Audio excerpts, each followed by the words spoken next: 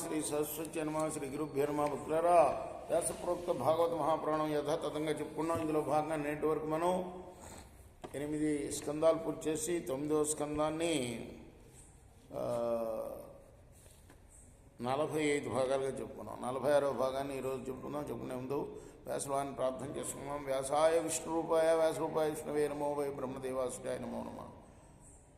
ఆంజనేయ మహావీరం బ్రహ్మవిష్ణు స్వాత్మకం కరుణార్క ప్రభంశాంతం ఆంజనేయం నమామ్యం. సదా నింబవృక్షస్య మూలాధివాసా సుధాశ్రావణం తిక్తమప్య ప్రియంతం తరుంకల్పవృక్షాదికం సాధయంతం నమామీశ్వరం సద్గురుం సాయినాథ్. తమాపతంతం భృగువర్యమోజసా ధనుర్ధరం బాణపరశ్చదాయుధం ఐనేయ చర్మాంబరమర్కధామభియుతం జటాభిర్దృశే పురీం విశన్. ఆ తర్వాత మహిష్మతిపురంలో ప్రవేశిస్తున్న హైహేయుడు శరవేగంతో తనను వెంటాడి వస్తున్న పరశురాముని చూశాడు. అప్పుడు ఆ భార్గవరాముడు ధనుర్బాణాలని గండగొడ్డల్ని చేతపూని ఉన్నాడు. ఆ మృగ చర్మాంబరధారి సూర్యకిరణంలాగా తేజరిల్లుతున్న జడలను ధరించి భీకరుడుగా కానవస్తున్నాడు. అచోదయస్థిరధాస్వపత్తిభి గదాసి బాణాశ్మి శతఘ్ని శక్తిభి అక్షౌహిణి సప్తదశాతిభీషణ తారామయకో భగవాన సూదయత్. తండ్రి కార్తవీర్యార్జునుడు గదల్ని ఖడ్గాల్ని ధనుర్బాణాల్ని చిన్న కత్తుల్ని శత్రుఘ్నుల్ని బల్యాల్ని శతఘ్నుల్ని బల్యాల్ని ఇవన్నీ కలిగి ఉన్న చతురంగ బలాలు అంటే రథ గజ అశ్వ కాల్బలాల్ని పంపాడు ఆయన్ని పరశురాముని ఎదుర్కొంటానికి. 17 అక్షౌండ్ల సంఖ్యలో భీకరంగా ఉన్న ఆ సేనలను పరశురాముడు ఒక్క క్షణంలోనే హతమార్చాడు. యతో యతో సౌ ప్రహరత్ పరస్వధో మనో నిలౌజా పరచక్ర సూదన తతస్తతశ్చిన్న భుజోరు కంధరా నిపేతురుర్వ్యాం హతసూత వాహన. శత్రుసేలను చీల్చి చెండాటంలో తిరుగులేని వాడైన భార్గవరాముడు పరశురాముడు వాయువేగ మనోవేగాలతో విజృంభిస్తూ శత్రుసేనలను దెబ్బతీస్తూ ఉన్నాడు.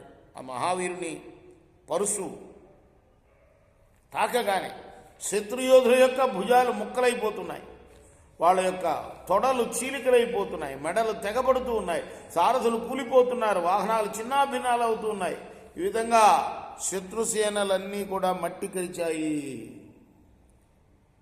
దృష్ట్వా స్వసైన్యం రుధిరౌఘకర్ధమే రణాజిరే రామకుటార సాయకై వివృక్న వర్మధ్వజ చాప విగ్రహం నిపాతితం హైహయ ఆపతదృశ. రణరంగంలో పరశురాము యొక్క గండ్రగొడ్డలి దెబ్బకి బాణాల ధాటికి తన సైనికుల యొక్క కవచాలు ధ్వజాలు ధనుస్సులు శరీరాలు తుత్తునుయలైపోతూ ఉంటే ఆ సైన్యం అంతా కూడా బురదగా రక్తపు మడుగులో పడి ఉండటం చూశాడు కార్తవీర్యార్జునుడు. వెంటనే భార్గవుడి మీదకి విరుచుకుని పెట్టాడు. అథార్జున పంచశతేషు బాహుభి ధనుషు బాణాన్ని యుగపత్ ససంధతే రామాయ రామోస్త్రభృతాం సమగ్రణీతాన్యే కథన్వేషు విరాజ్యే నత్సమం. అప్పుడు కార్తవీర్యార్జునుడు ఒక్కసారి 500 చేతుల్లో బాణాలు ధరించి పరశురాముపై ప్రయోగించాడు. అప్పుడు ధనుర్ధారులో మేటి అయిన భార్గవరాముడు ఒకే ఒక్క బాణంతో వాటినన్నిటినీ ముక్కలు చేసేశాడు. పునః స్వహస్తైరచలాన్ మృతేంగ్రీపాన్ ఉక్షిప్య వేగాదభిధావతో ఇది భుజాన్ కుఠారేణ కఠోరనేమినా చిచ్చేతరా మహాప్రసవంతో హేరిహ. ఆ తర్వాత వాడు కార్తవీర్యార్జునుడు తన 1000 చేతులతోటి కూడాను పెద్ద వృక్షాలను పెకలించి సమర్భూమిలో పరశురాముడిపై దూకాడు. అప్పుడు ఆ భార్గవీరుడు కూడా సర్పాల్లాగా ఉన్న ఆ హైహేయుడు అంటే కార్తవీర్యార్జునుడు యొక్క బాహువుల్ని నరికేశాడు. ఆ విధంగా సహస్రబాహుల్ని కూడా ఛేదించి గిరి శిఖరంలాగా ఉన్న వాడి శిరస్సును కూడా ఖండించాడు.